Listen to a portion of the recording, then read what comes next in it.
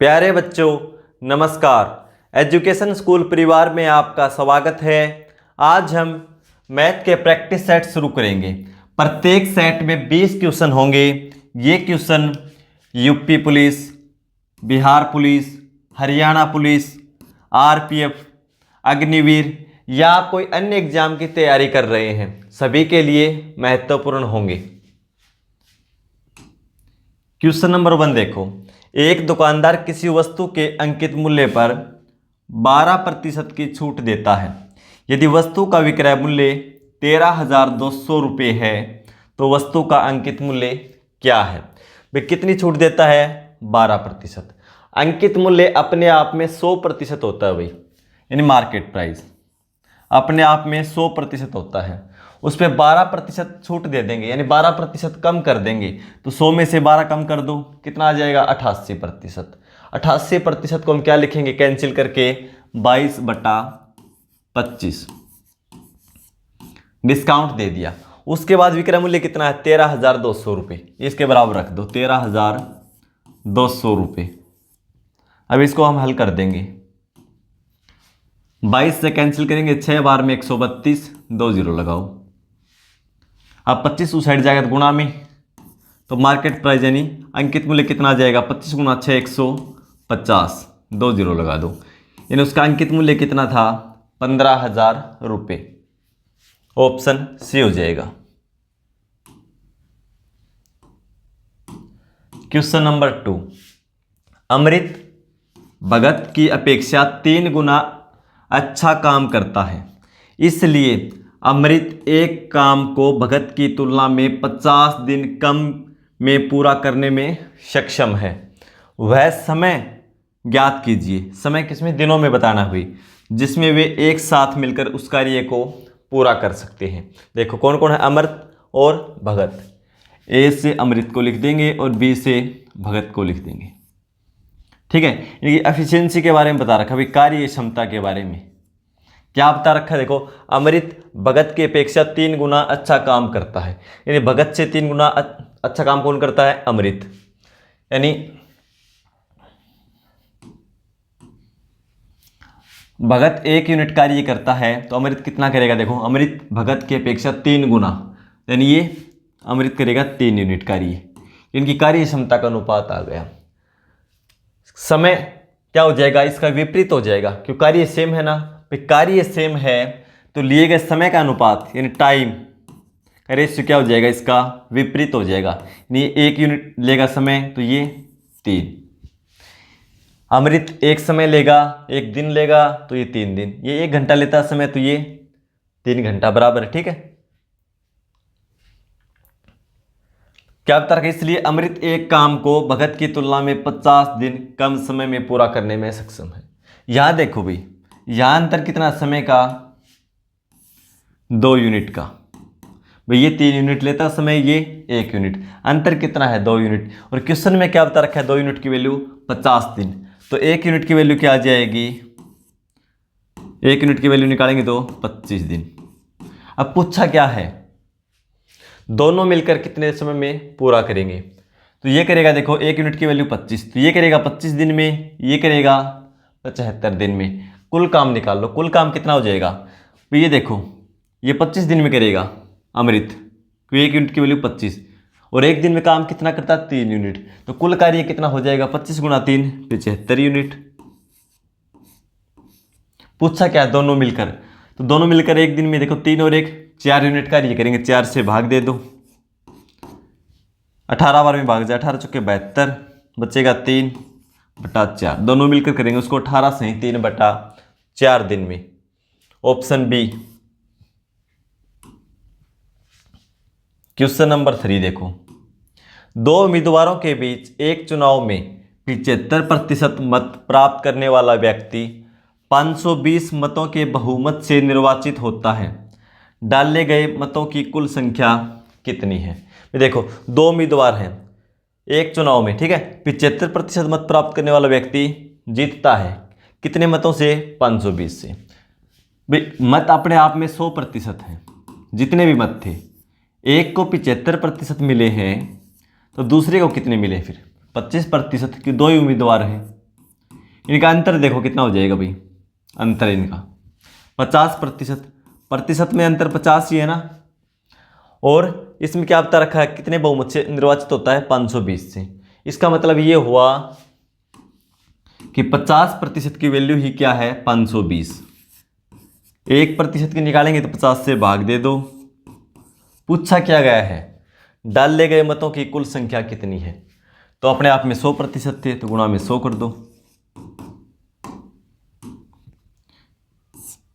50 से 2 बार में 520 को 2 से गुणा करेंगे 1040। कुल मत कितने थे, 1040। ऑप्शन बी हो जाएगा। क्वेश्चन नंबर 4 देखो,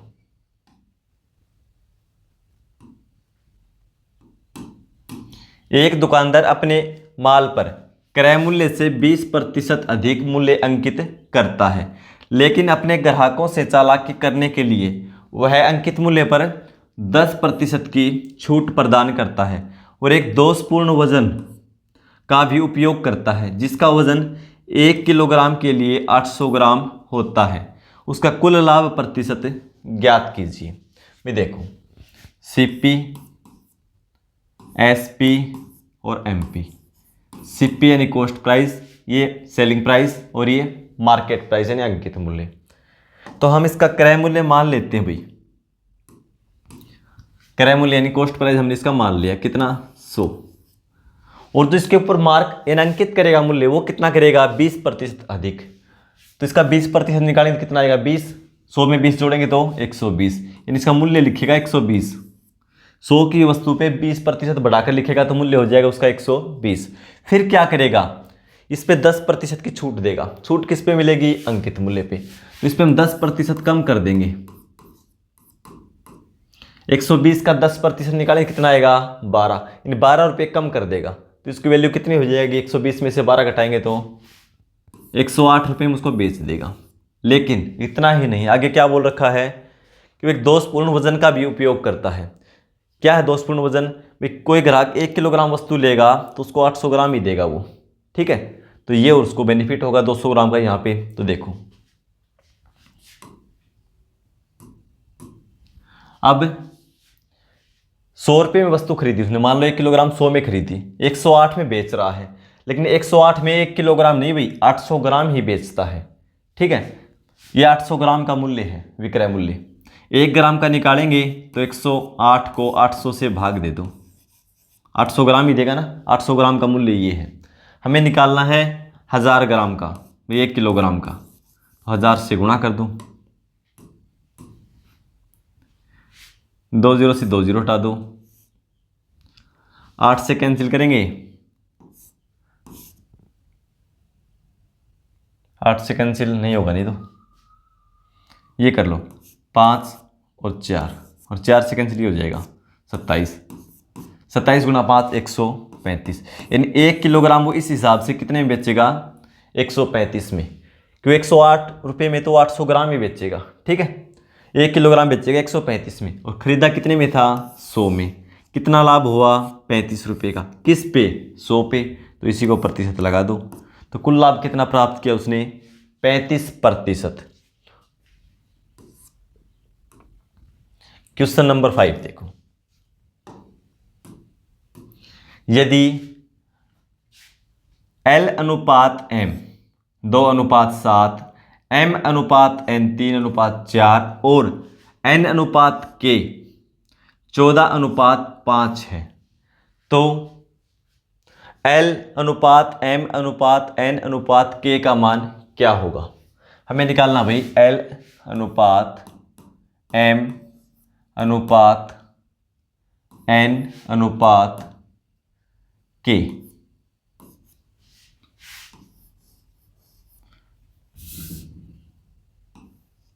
ठीक है, तो जैसे बोलता जाए वैसे लिखते जाओ आप। L अनुपात M कितना, 2:7। तो L के नीचे 2 लिखो और M के नीचे 7। फिर M अनुपात 3:, M अनुपात N है 3:4। तो M के नीचे 3 लिखो और N के नीचे 4 लिखो। और फिर n अनुपात k है 14:5, n के नीचे 14 लिखो और k के नीचे लिखो 5। अब इनका रेशियो निकाल दो। ये आपको मैंने बेसिक क्लास में बता रखा है बिल्कुल, ठीक है। और मैंने टॉपिक वाइज भी कंप्लीट मैथ करवा रखा, आप प्लेलिस्ट देख सकते हैं, आपको पूरा टॉपिक मिलेगा। ये टॉपिक वाइज पढ़ना आपको तो प्लेलिस्ट देख लें आप, ठीक है। अब कैसे निकालते हैं, खाली जगह में इसी को आगे बढ़ाते हैं भाई। देखो इसके आगे खाली जगह, यहाँ भी खाली जगह, यहाँ भी खाली जगह, तो यहाँ क्या लिखेंगे 7 और यहाँ भी क्या है 7। यहाँ खाली जगह है तो यहाँ क्या आएगा 4, यहाँ की खाली जगह है तो क्या आएगा 3। खाली जगह में उसी को आगे बढ़ा दो, यहाँ 14 है तो यहाँ भी 14 और यहाँ भी 14 ही लिखो। अब कैंसिल होता है ना तो यहीं पे कैंसिल कर लो, क्योंकि हमारी कैलकुलेशन ज़्यादा नहीं होगी फिर। 14 इसमें भी है, इसमें भी है, इसमें भी है, इसमें 7 × 2 ये भी कैंसिल हो जाएगा, तो 14 हटा दो, 7 ये 2 इसमें से ले लो। अब 2 और 5, 5 इसमें नहीं है, इसमें भी नहीं, इसमें भी नहीं है, इसमें 2 नहीं है, तो अब कैंसिल नहीं होगा। अब गुणा कर दो, 3 × 2 6, 7 × 3 21, 7 × 4 28, 2 × 5 10। ये रेशियो होगा इनका 6:21:28:10, 6:21:28:10, 6:21:28:10। ऑप्शन सी हो जाएगा।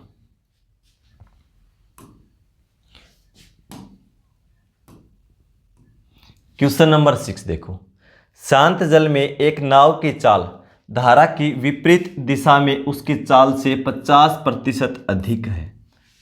यदि बिंदु P से धारा की दिशा में बिंदु Q तक नाव को पहुंचने में 20 मिनट लगते हैं, तो बिंदु Q से धारा की विपरीत दिशा में बिंदु P तक पहुंचने में उसे कितना समय लगेगा। भाई दो बिंदु कोई P और Q, यहाँ पे बिंदु P है, यहाँ पे Q है, ठीक है। मान लिया हमने धारा इस दिशा में बह रही है, भाई P से Q की तरफ पानी चल रहा है, ठीक है। क्या बता रखा है, शांत जल में एक नाव की चाल धारा की विपरीत दिशा में उसकी चाल से 50% अधिक है। 50% का मतलब क्या भाई 1/2। तुलना किससे की जा रही है, विपरीत दिशा में उसकी चाल से। विपरीत दिशा में हमने चाल मान ली 2 है, कितनी मान ली, ये मान ली विपरीत दिशा में। विपरीत दिशा में चाल समझने की जरूरत है, क्वेश्चन बिल्कुल इजी है। कितनी हो जाएगी 2, ठीक है। फिर क्या, शांत जल में एक नाव की चाल धारा की विपरीत दिशा में उसकी चाल से 50% अधिक है। तो शांत जल में क्या आ जाएगा भाई, शांत जल में उसकी चाल क्या हो जाएगी, अधिक कितनी है 1, 2 से 1 अधिक यानी 3 है, ठीक है। अब धारा की चाल भी निकाल सकते हैं हम आसानी से, धारा की चाल निकाल सकते हैं भाई। शांत जल की चाल में से विपरीत दिशा में चाल है वो घटा देंगे, किसकी चाल आ जाएगी, धारा की चाल कितनी हो जाएगी 1। अब दिशा में भी चाल निकाल सकते हैं हम और विपरीत दिशा में चाल भी निकाल सकते हैं। अब देखो दिशा में निकालेंगे, धारा की दिशा में यहाँ लिख लो चाल, ठीक है। एक साइड यहाँ तो लिख लो दिशा में और यहाँ लिख लो विपरीत। सब कुछ क्वेश्चन में दे रखा है भाई। दिशा में चाल क्या हो जाएगी, देखो शांत जल में चाल कितनी है 3 और धारा की चाल 1, दोनों जुड़ जाएंगी भाई। इसी दिशा में हम चल रहे हैं और इसी दिशा में पानी चल रहा है, तो हमारी चाल बढ़ जाएगी ना, तो 3 और 1 कितनी हो जाएगी 4।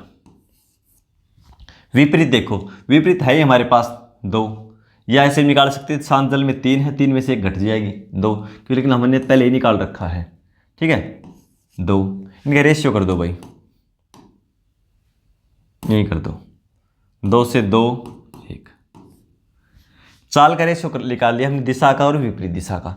अब समय का रेशियो क्या हो जाएगा भाई, देखो दूरी P से Q जाना है और वापस आना है, तो दूरी तो समान है, इन कांस्टेंट है। दूरी समान है तो चाल का रेशियो विपरीत कर देंगे तो वो समय का रेशियो हो जाएगा। भाई स्पीड 2 है, इसकी स्पीड 1 है, तो समय ये कम लेगा ये ज़्यादा, यानी क्या हो जाएगा 1:2। ऐसा क्यों होता है? क्योंकि दूरी कांस्टेंट है, तो इसलिए चाल का रेशियो का विपरीत कर दो, समय का रेशियो हो जाएगा।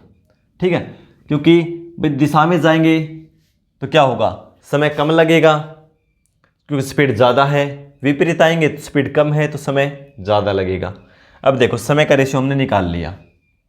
अब इसमें क्या दे रखा है, यदि बिंदु P से धारा की दिशा में बिंदु Q तक नाव को पहुंचने में 20 मिनट लगते हैं, दिशा में 1 यूनिट, 1 यूनिट की वैल्यू कितनी दे रखी है 20 मिनट, यानी इसका 20 गुना कर रखा है भाई। 1 यूनिट की वैल्यू कितनी है 20, तो 2 यूनिट की कितनी हो जाएगी, इसको 20 से गुणा कर दो, यानी 40 मिनट। कितना हो जाएगा, समय लगेगा 40 मिनट। क्वेश्चन नंबर 7, किरण ने किशोर को 5 लाख रुपए उधार दिए जो 12% प्रतिवर्ष की दर से वार्षिक रूप से संयोजित होता है। किशोर ने काव्या को 15% प्रतिवर्ष की दर से साधारण ब्याज पर राशि उधार दी। किरण और किशोर द्वारा 3 वर्ष बाद अर्जित ब्याज में कितना अंतर है? भाई ये चक्रवृद्धि ब्याज है 3 वर्ष का और ये साधारण ब्याज है। रेट इसमें 12 है, इसमें 15, निकाल दो, बिल्कुल इजी क्वेश्चन है। तो देखो राशि कितनी है 5 लाख, ठीक है, तो इसका पहले साधारण ब्याज निकाल दो क्योंकि इसमें रेट ज़्यादा है, या चक्रवृद्धि निकाल दो, एक ही बात है। तो हम साधारण निकाल रहे हैं। पहले राशि कितनी 5 लाख, क्योंकि किरण ने किशोर को उधार दिया, किशोर ने क्या किया काव्या को, ठीक है, तो पहले इसका ब्याज निकाल दो भाई, कितना प्राप्त किया किशोर ने 5 लाख रुपए है। रेट क्या है 15%, समय कितना है 3 वर्ष, साधारण ब्याज पे दिया था किशोर ने। तो मूलधन गुणा दर गुणा में समय और बटा में 100, इस साधारण ब्याज निकाल लिया बस सही, ठीक है। 2 0 से 2 0 हटा दो, 5 गुणा 3 15, 15 गुणा 15 225, 15 स्क्वायर 225 हो जाएगा, 3 0 लगा दो। इस साधारण ब्याज तो ये होगा 3 वर्ष का 2,25,000 रुपये। अब चक्रवृद्धि ब्याज और निकालना है, किसका सेम राशि है 5 लाख, 3 वर्ष का ब्याज निकालना, रेट क्या है 12%। 12% को भिन्न में बदलते हैं तो क्या हो जाता है भाई 3/25, ठीक है, तो इसका 3/25 निकाल दो भाई, 3/25, 25 से निकाल कितना हो जाएगा, 2 बार में कैंसिल, यानी 20,000 और 3 से गुणा करेंगे तो 60,000। पहले वर्ष का साधारण ब्याज 60,000, दूसरे वर्ष का भी 60,000, तीसरे वर्ष का भी साधारण ब्याज 60,000। चक्रवृद्धि ब्याज क्या था, ब्याज के ऊपर ब्याज, इसका ऊपर भी ब्याज लगेगा कितना 3/25, ठीक है। इस पे 3/25 निकालेंगे तो देखो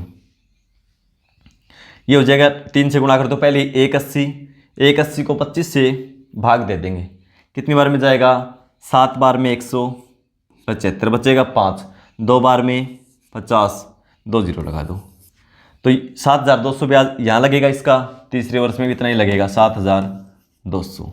फिर दूसरे वर्ष के ब्याज के ऊपर भी ब्याज लगेगा, इसका कितना लगेगा 7,200। फिर इसका निकालेंगे कितना 3/25, 3/25 कैसे निकालेंगे, देखो 3 से गुणा कर दो इसको, 72 को 3 से गुणा करेंगे 216, यानी 21,600 को 25 से भाग दे देंगे, 25 8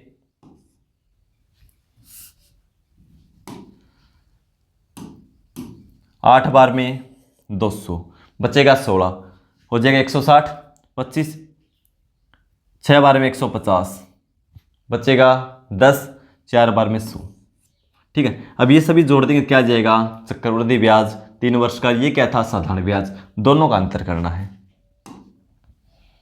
अब देखो जोड़ेंगे तो कितना हो जाएगा 60, 120, 180, ठीक है। ये 7,000 मान लो एक बार, 7 14 21, 21,000 और जोड़ देंगे तो 2,01,000 रुपये, ठीक है। 2 4 6 और 8 14, 1,464 और है, तो कितना हो जाएगा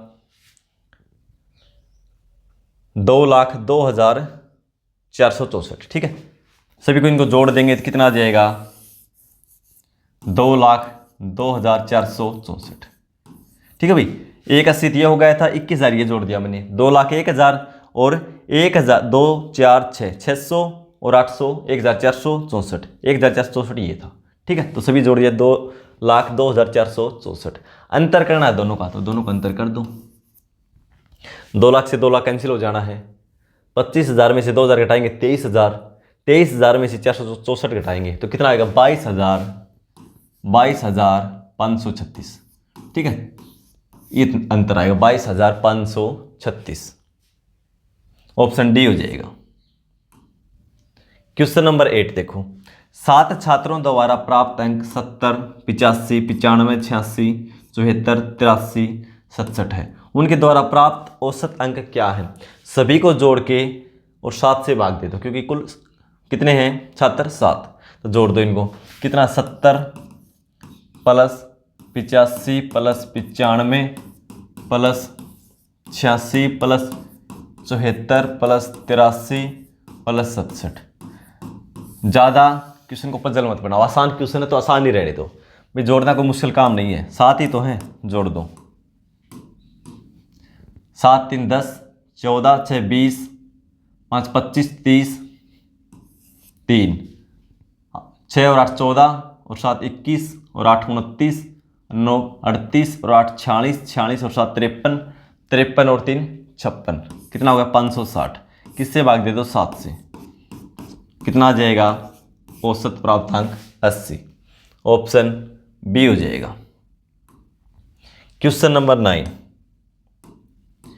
यदि एक प्राकृत संख्या को 4, 5 और 6 से विभाजित करने पर प्रत्येक स्थिति में 3 शेषफल बचता है, तो 3 अंकों की सबसे छोटी प्राकृत संख्या क्या होगी? तो सबसे पहले क्या करो? 4, 5 और 6 का एलसीएम निकालो भाई। एलसीएम, इसका एलसीएम कितना हो जाएगा? 5 गुना 4 20, 20 में 2 तो आ गया, 3 से गुणा कर दो, एलसीएम हो जाएगा 60। ठीक है, तो सबसे छोटी प्राकृत संख्या तो 60 है, तीनों से भाग जाने वाली। पूछा क्या 3 अंकों की होनी चाहिए, तो इसको 3 अंकों में ले जाओ भाई। 3 जोड़ने से जाएगी नहीं एक बार में, दियो 63 ही होना है, क्योंकि इसमें 3 तो हमें जोड़ना पड़ेगा, क्योंकि शेषफल भी बचना चाहिए 3। तो 1 से गुणा करेंगे तो 60, 3 जोड़ेंगे 63, 2 अंकों की संख्या है। 2 से गुणा करेंगे 120, तो क्या हो जाएगा? 3 अंकों में पहुंच जाएगी। तो ये तो वो संख्या होगी 3 अंकों की सबसे छोटी, तो तीनों से भाग जाएगी। पूछा क्या है? 3 शेषफल बचना चाहिए, तो 3 इसमें और ऐड कर दो। 60 गुना 2 120 और 3 123। क्वेश्चन नंबर 10, एक्स ने कुल 60 रुपये में 1 दर्जन पेंसिल और 200 रुपये में 20 कलम खरीदे। एक्स द्वारा खरीदी गई स्टेशनरी का कुल औसत मूल्य ज्ञात करें। तो क्या करेंगे भाई? कुल कितने रुपए खर्च किए वो जोड़ देंगे और उसको हम कुल खरीदी गई वस्तु से भाग दे देंगे। ठीक है, एक साइड लिख लो वस्तु और एक साइड लिख लो उनका कुल मूल्य। कुल मूल्य देखो, 1 दर्जन पेंसिल, दर्जन में यानी 12 वस्तु आती है भाई। देखो 12 पेंसिल खरीदी, उसका मूल्य कितना है? 60 रुपये। फिर 200 रुपये में 20 कलम खरीदी, कलम कितनी है? 20 और मूल्य उनका 20 का, टोटल 200 रुपये। कुल कितने रुपये खर्च किए? दोनों को जोड़ दो, 200 और 60 जोड़ देंगे, 260 रुपये खर्च किए। वस्तु कितनी लेकर आया? 12 और 20 32, तो 32 से भाग दे दो। 4 से कैंसिल कर दो, 6 बार में 24, 2 5 बार में 20, 4 से 8। अब दशमलव में है आंसर, तो 8 से भाग दे दो। 1 बार में 8 बार में जाएगा 64, बचेगा 1, पॉइंट लगाओ, संख्या हो जाएगी 10। फिर 1 बार में बचेगा 2, 20, 2 बार में 16, बचेगा 4, 5 बार में 40। औसत मूल्य कितना होगा वस्तु का? 8.125 रुपये। डी हो जाएगा। क्वेश्चन नंबर 11, यदि आकाश एक कार्य को 63 दिनों में कर सकता है और दिशा उसी कार्य को 84 दिनों में कर सकती है, उन्होंने 12 दिनों तक साथ मिलकर कार्य किया और इसके बाद दिशा ने कार्य छोड़ दिया, आकाश ने शेष कार्य पूरा किया, तो कार्य को समाप्त करने के लिए आवश्यक कुल दिनों की संख्या ज्ञात करें। इस क्वेश्चन को सोल्व करके आंसर कमेंट बॉक्स में लिखेंगे। मिलते हैं अगली क्लास में। धन्यवाद।